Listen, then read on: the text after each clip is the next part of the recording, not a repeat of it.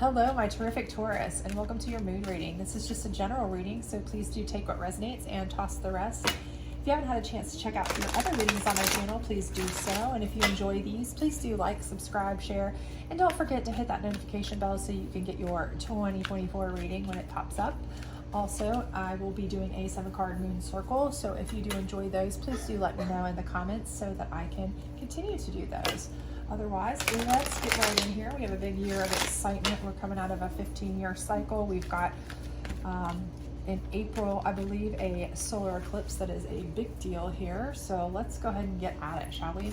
This first position is indicative of what you're facing or what you're in now. The second position is what led you to that. The third position is what's keeping you in that, or similar to a challenge card in typical tarot. Fourth position is your optimal outcome if you follow the fifth, sixth, and seventh positions. And hopefully you can see these, but if you can't, do not worry. We will go through them one at a time. Hopefully get you some answers should you need them. So the first one is discernment. So I feel like right now you guys are really kind of making some decisions, okay? So you may really be having some issues making a choice, making a decision.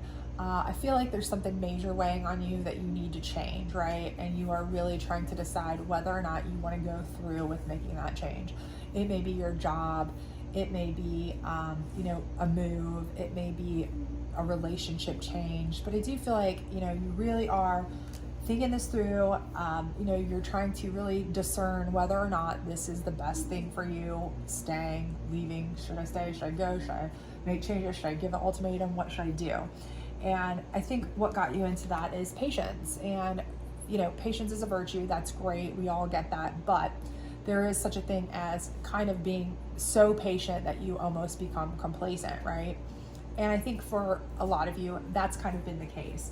I think you've kind of been patient to a point where now you're like, okay, enough's enough, right? You're at that point where you're like, okay, I can't deal with this anymore.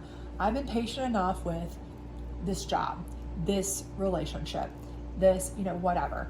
Are they going to, basically, are they going to blank or get off the pot? The saying, right? So it's kind of, that's kind of where you are, I feel like, in this point. And you're really at that decision. Do I give them more time? Do I stay patient a little bit longer? And that may be because they're promising. They're still promising, again, promising that promotion, promising that raise. Your significant other is promising to make the changes that you're asking for, or promising to commit to the next level, or, this may be a move and you're like, okay, do I want to make that move? But I'm still waiting to get that loan that has the better rate. But I've already gotten a loan with the worst rate. Should I take it? Should I not? I can always refinance. What do I do? What do I do? These are the kind of things that I feel like you're facing, major life kind of situation. And I think that, that's kind of what's keeping you here. I think what's keeping you here or what got you there rather, what's keeping you here is resilience.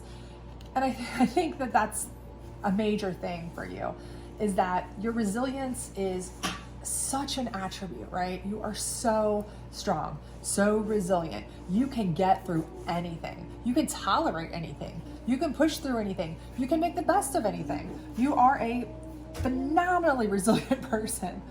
The problem is you've kind of realized you shouldn't have to. You don't want to. It's fine to be resilient. That's amazing quality. So many people aren't. They just patter out. They just can't handle it. They just break. You do not. Okay?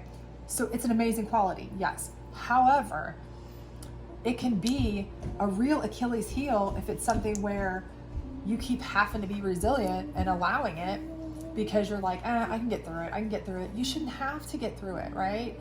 We are put here to thrive, not just survive, right? And I think you're starting to see that.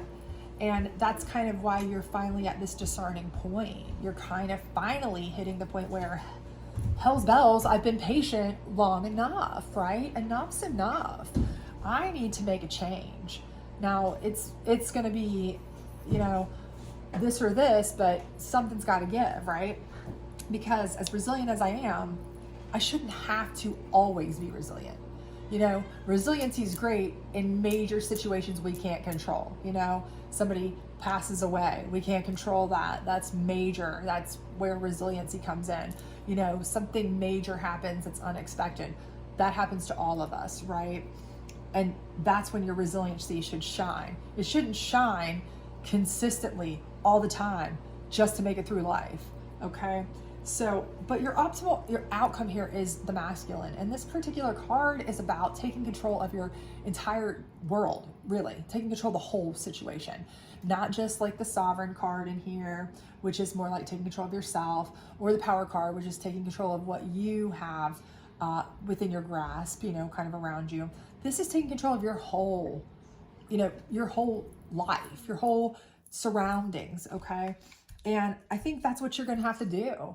And I think that you kind of already know that, or we wouldn't be in this position, right? You know something's got to give. You already know that, or you wouldn't be facing this. So how do you get to here? How do you get to the point where you're back in charge? You're back running the show, making the decisions, picking your picks, running your life, doing what you need to do, right? How do you put yourself back on the top of the heap, right? Well, the first thing is extremes. It's going to take extreme measures. Let's just be real. Okay, this is extreme because I do feel like this, and I've said since the beginning of throwing this out here, this is a major life choice. This is not something that, you know, you weren't patient with, you know, so this is something you have, you know, you've put time into, you put effort into, you've put, you know, this is either a relationship, a job, a move, a family situation. This is something that's been ongoing, you know, so I do feel like it's going to take an extreme change. You know, this is going to take leaving that person or quitting that job, or, you know, if you haven't given an ultimatum yet, which I feel like most of you have already been down that part of the road, but if you haven't, you know, that kind of extreme, you know, depending, I do feel like this is going to take extreme measures. You are going to have to really make that step, take that leap. Okay.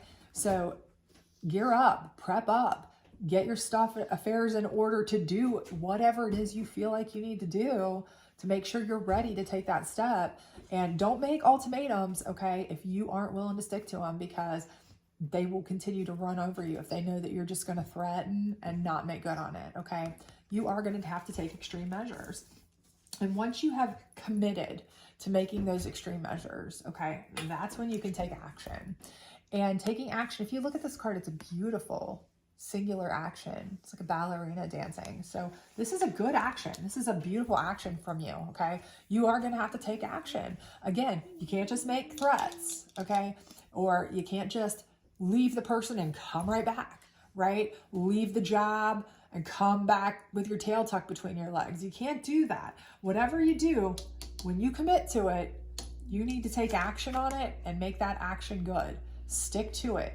Go forward with it, okay? That's why I'm saying here, at this take action extreme point, when you make your decision on that, make sure you have a plan in place so that you do not have to double back, okay? You do not want to go back on that.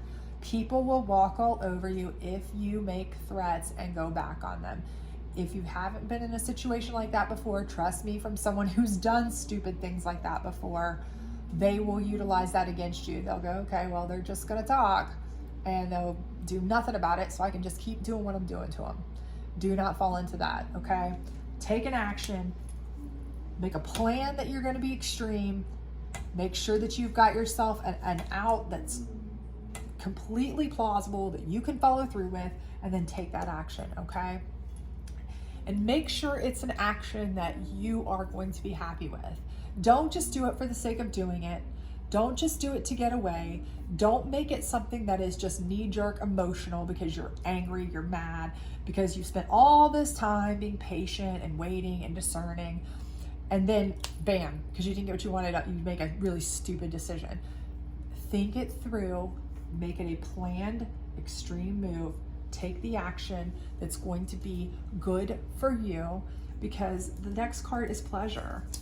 And you need to make sure that this is something that is going to bring you peace, bring you joy, make you happy. You are not trying to move out of one position or situation that you are unhappy with into another one.